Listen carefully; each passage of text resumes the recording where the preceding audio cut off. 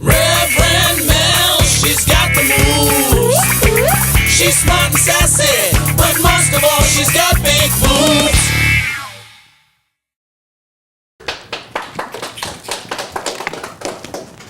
You caught me.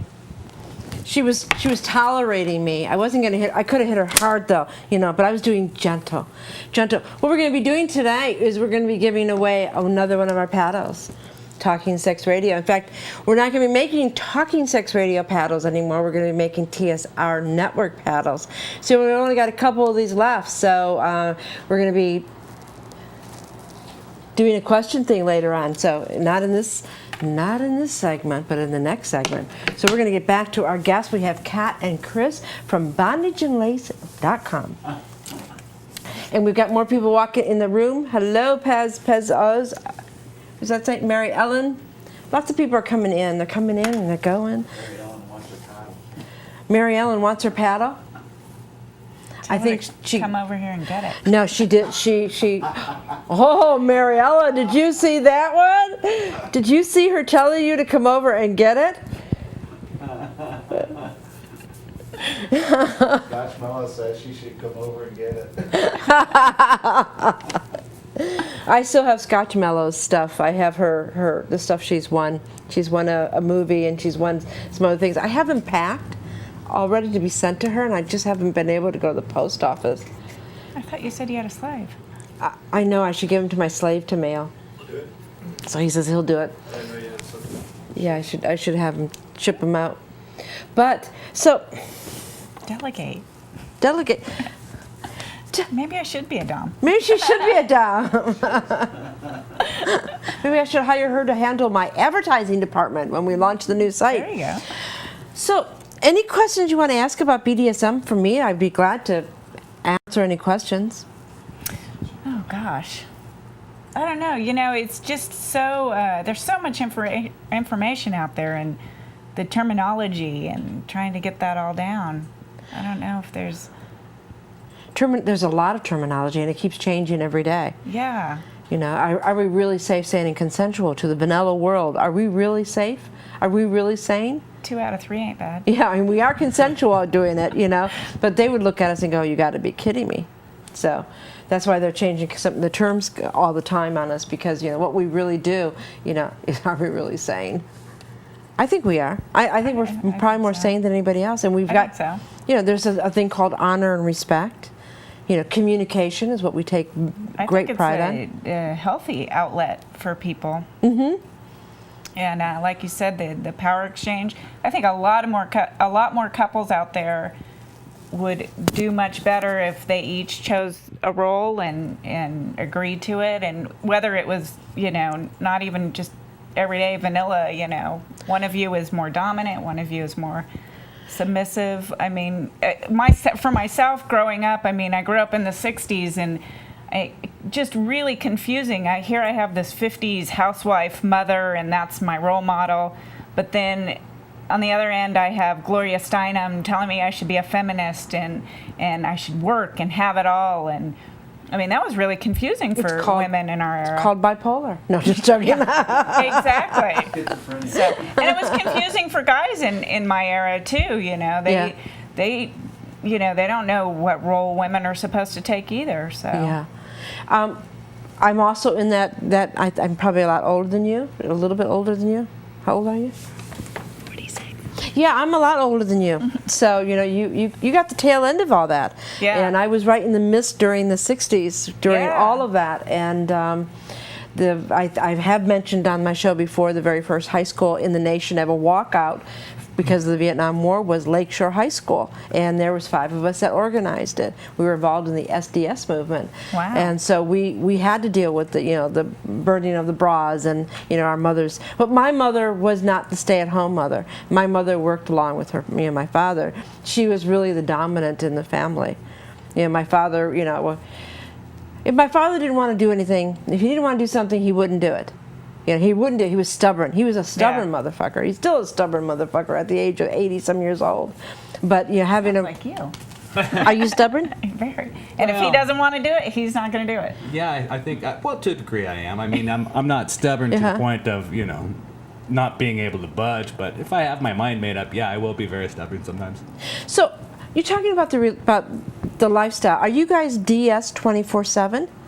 We're pretty much getting there. Are you getting Yeah. there? I mean, I have my struggles. Because Wow. I do have a little bit of a dominant side there, so. So how are you balancing that out in business?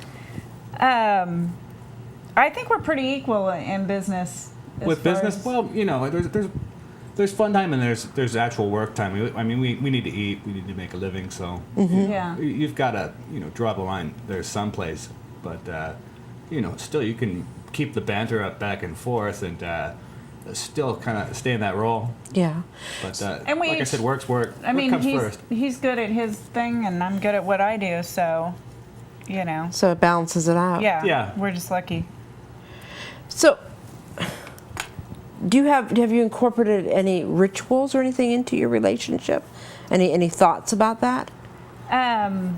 What sort of rituals are you talking about? Well, an example, I have a very close friend who they ended up splitting up and then they got back together and they decided that what they were really lacking was in their DS relationship was rituals.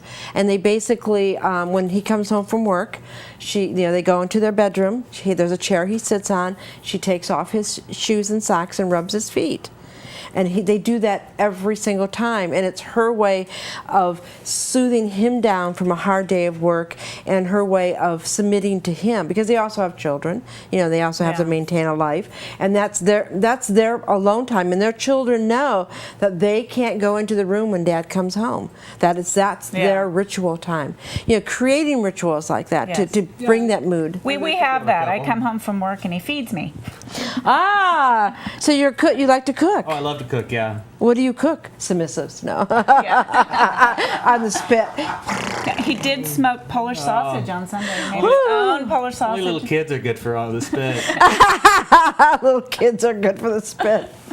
Ooh, we don't do children on this show. I cook all kinds of stuff. I get Yeah. bored of eating the same thing all the time, and Yeah. I don't like to eat out of a box. So So he does all the cooking. You don't. Yeah, I kicked her out of the kitchen, is what it is. yeah, basically. There's a I'm lot a good cook, too. of yeah. There's a lot of dominants that like to cook. I do all sorts of. It's a control issue. Yeah, I controlling smoke, the kitchen. Smoke and cure my own meats and things. Really? Like that. Sure, I get projects going, making sausages, ham. Do you make your own beer too? My haven't ex-husband done that. did. My ex-husband did. He built a brewery in Albania. If I had more space, I think I probably would. But Yeah. I'd have to go large scale. Yeah. Oh, you got to go a lot. That's what he did too. He flew to Albania, built this huge brewery. He went to Wow. brewmeister school and learned how to become a brewmeister, and went to Albania, built this whole thing, and then the assholes took it away from him. Then they couldn't run it, and they gave it back to him, and he said he didn't want it. You like the beer now. Yeah. I'm not a beer drinker. I don't drink beer. I've never acquired a taste for it. I'm a guy. We love to drink beer. Do you like to drink beer? I do. Yeah? I like a beer. You like a beer? Are you guys originally from California? Yeah. Born Yeah. and raised in Garden Grove. Oh, both of you? Did you guys meet in high school? No. I was born in San Diego, actually. Yeah. Grew up mostly in Orange County and Yeah. North County, San Diego. And all over the place with Mom and the Yeah. women with all the boobs. I think that's a Yep. great. I imagine what a wonderful book that would make.